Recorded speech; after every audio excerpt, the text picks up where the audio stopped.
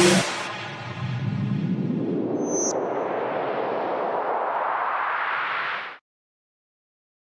बच्चों,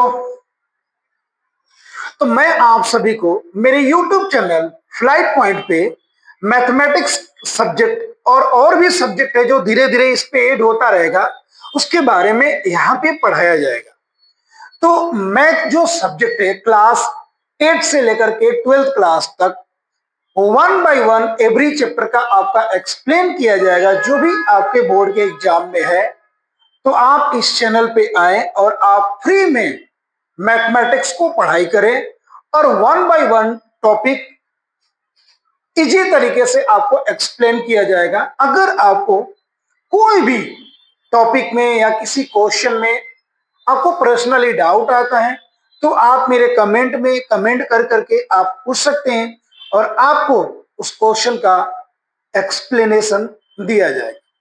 तो आज की क्लास में क्लास 12 एक्सरसाइज 2.1 चल रहा है एनसीईआरटी बुक के अकॉर्डिंग, जिसमें मैं पिछले लेक्चर में क्वेश्चन नंबर 1 to 10 एक्सप्लेन कर दिया हूं।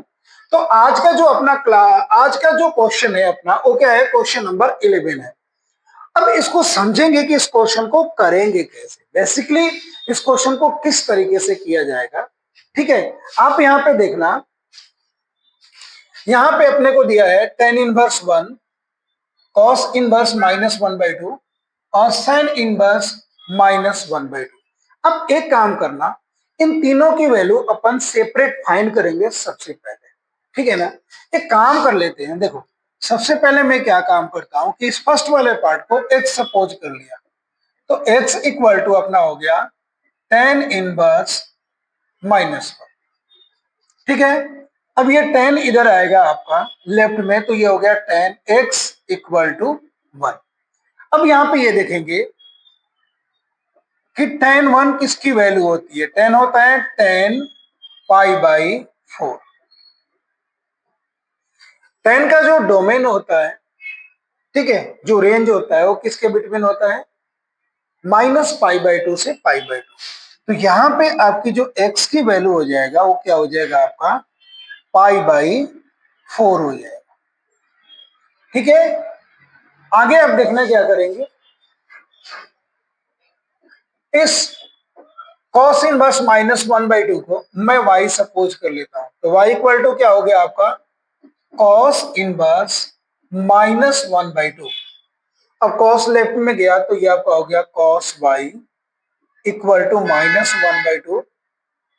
cos y इक्वल टू आपका हो जाएगा माइनस cos, और 1/2 cos किसकी वैल्यू होती है, π/3 की। तो ये हो गया cos y equal to minus cos π/3।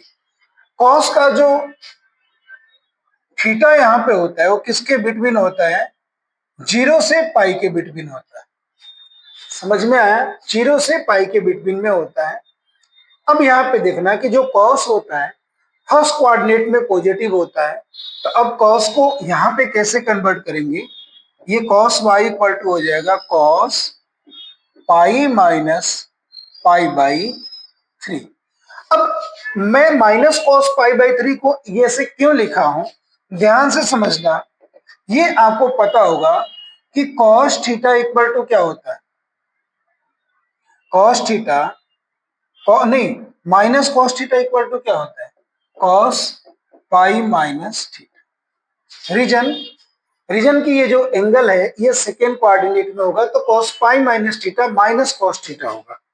एक मिनट,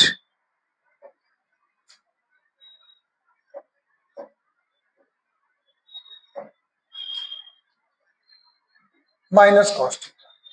अब यहाँ पे देखो क्या हो जाएगा, cos y इक्वल टू आपका क्या हो गया cos 2π/3।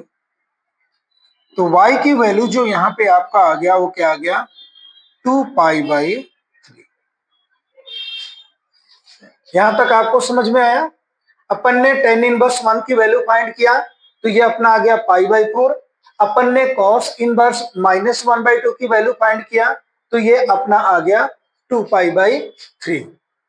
समझ में आ रहा है, ठीक है। देखना, इसको थोड़ा सा मिटाऊंगा मैं, ये वाले पार्ट को। ठीक है, देखो आप आराम से देखो।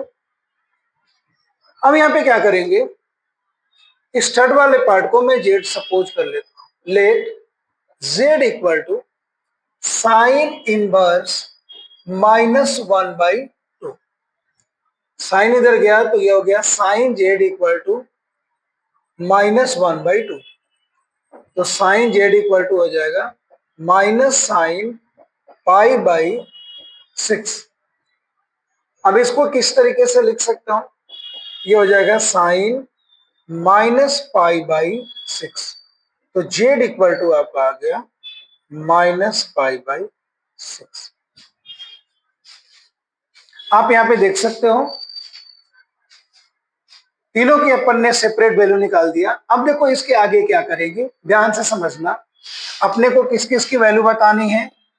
Now tan inverse 1 plus cos inverse -1/2 plus sign inverse -1/2। देखो इसी की वैल्यू बतानी है, tan इनवर्स 1 cos इनवर्स -1/2। अब यहाँ पे देखो आप, tan इनवर्स 1 की जो वैल्यू आई है वो आपका आ गया है π/4। cos इनवर्स -1/2 की वैल्यू आ गया है आपका 2π/3 और साइन इनवर्स -1/2 की वैल्यू आ गया आपका π/6। अब आप क्या करो, आप इसके एलसीएम ले लेते हैं। क्या हो जाएगा आपका, इसका एलसीएम हो जाएगा 12। 4 से ये हो गया आपका 3π, ये हो गया 8π और माइनस ये क्या हो गया 2π। तो 8 और 3 क्या हो गया 11π - 2π/12 इक्वल टू 9π/12। ये 3 से कैंसिल हो गया। तो इस क्वेश्चन का जो आपका ओवरऑल कंप्लीट आंसर आएगा वो क्या आएगा 3π/4। आगे आप सभी को अच्छे से समझ में, इस क्वेश्चन का जो राइट आंसर होगा वो क्या होगा 3π/4। तो जब भी आपको इस टाइप का क्वेश्चन पूछा जाए तो क्या करना है कि हर एक इनवर्स ट्रिग्नोमेट्रिक फंक्शन का सेपरेट वैल्यू फाइंड करना और फिर इसको क्या कर देना है प्लस कर देना है। अगला क्वेश्चन देखते हैं क्या है, ध्यान से आप समझना। नेक्स्ट क्वेश्चन है कि आप इसकी वैल्यू फाइंड करो।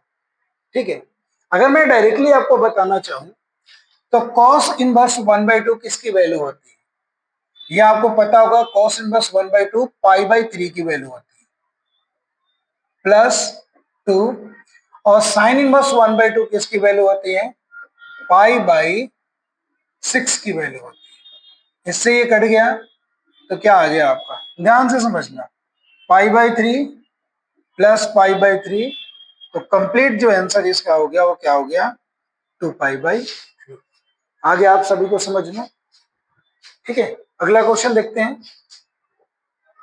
नेक्स्ट क्वेश्चन देखो एमसीक्यू है, ये बहुत ही इजी क्वेश्चन है।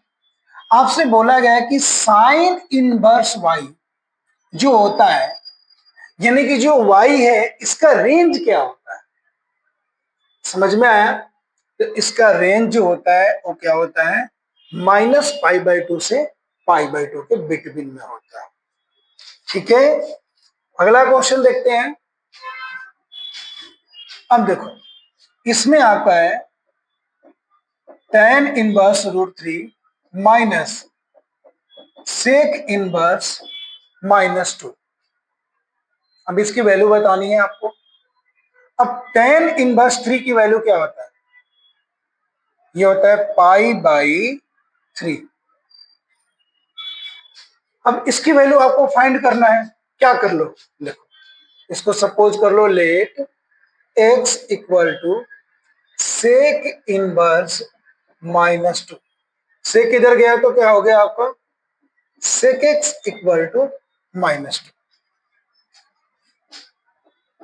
अब सेक x इक्वल टू हो जाएगा माइनस कॉस π/3। कॉस नहीं होगा,